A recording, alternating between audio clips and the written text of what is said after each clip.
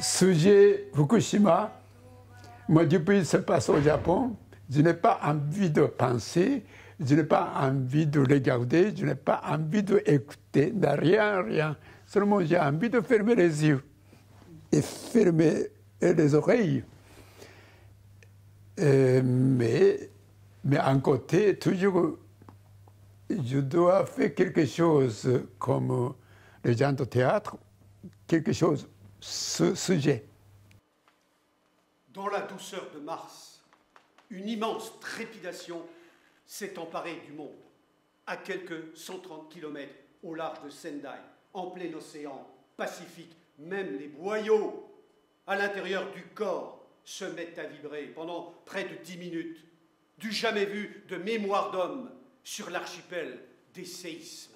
Comment faire du théâtre avec quelque chose qui n'est pas théâtral? Une matière qui au départ n'est pas théâtrale, c'est de l'actualité, quoi. Sans être du reportage, sans être du documentaire.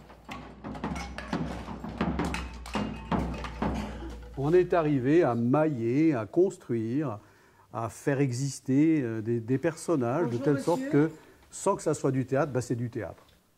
Bonjour madame. Vous cherchez quelqu'un? Ma femme. Une photo de ma femme. J'ai peur d'oublier son visage. Son visage me manque. Regardez bien, il y a peut-être une photo d'elle ici. Pour moi, c'est intéressant ce sujet. Ce n'est pas seulement tragédie du Japon, mais aujourd'hui nous habitons ici et comment on peut être dans ce monde. Ça, c'est vraiment une bonne question. La façade de ma maison est trouée comme du papier, déformée comme du carton.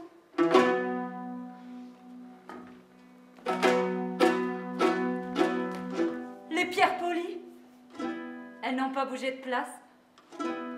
Elles dessinent le contour de ce qui était un joli jardin.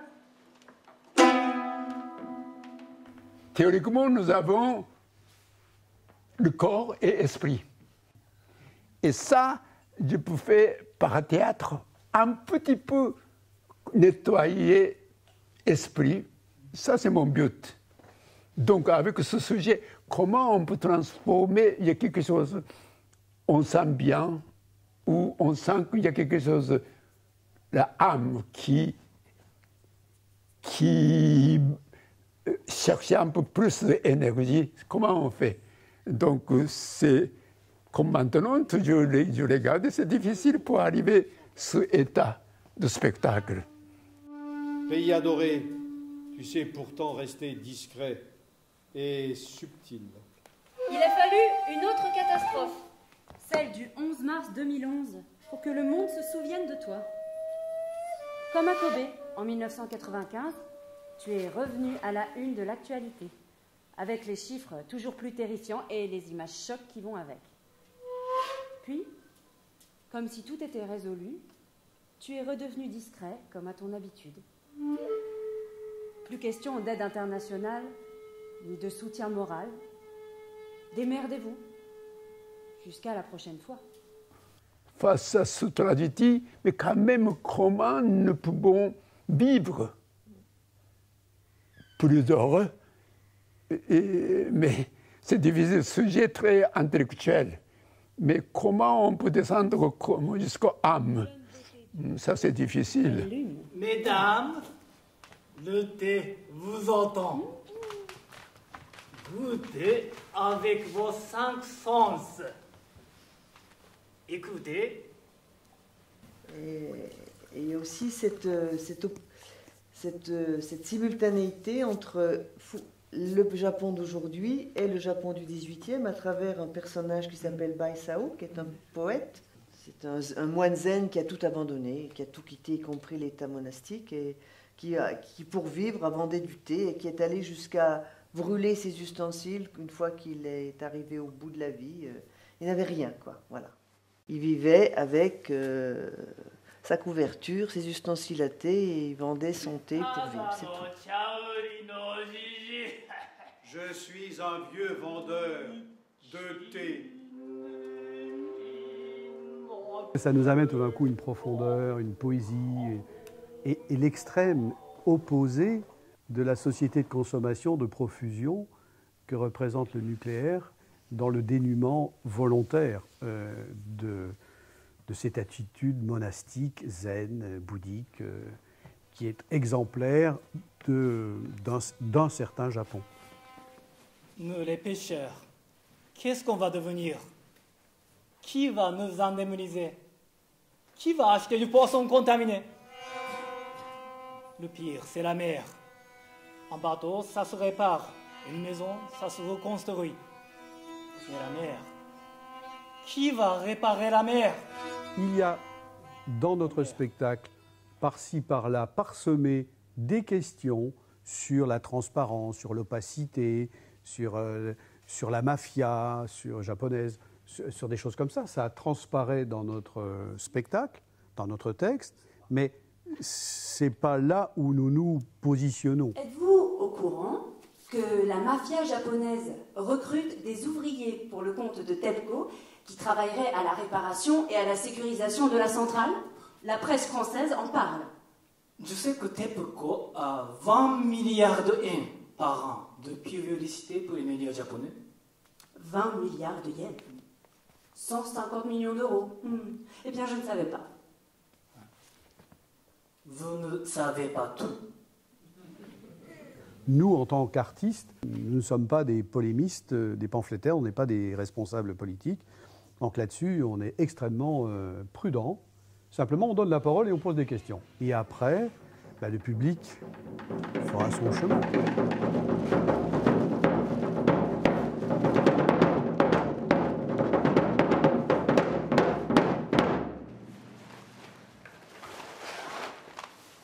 Le professeur Yamashita de l'université de Nagasaki et membre de l'Institut de recherche sur la bombe atomique déclare que la radioactivité n'affecte pas les gens souriants, mais seulement les gens soucieux.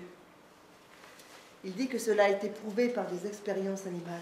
Après de tels événements, qui sont des événements d'une dimension qu'on n'arrive pas à comprendre, la violence, la mort, etc., sont telles qu'il faut arriver, par le travail artistique et poétique en général,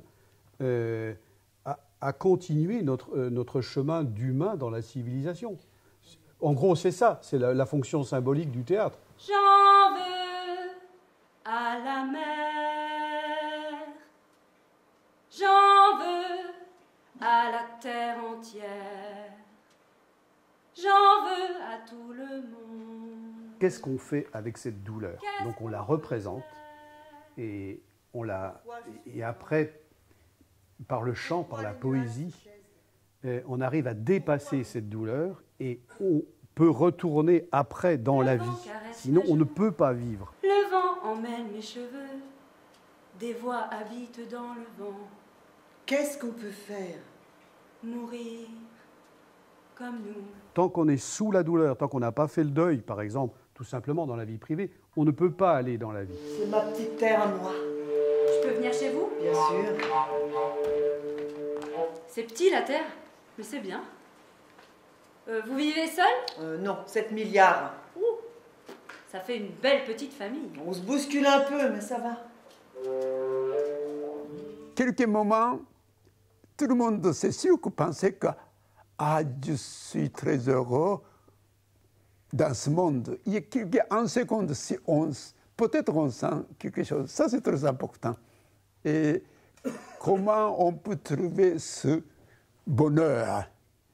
Peut-être 99% c'est tragédie, mais 1% de bonheur, c'est très, très précieux.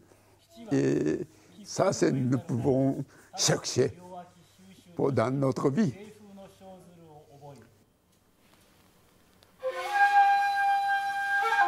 Un 7e bol, je ne puis le boire. Dessous mes aisselles, je sens simplement la passée d'un vent pur.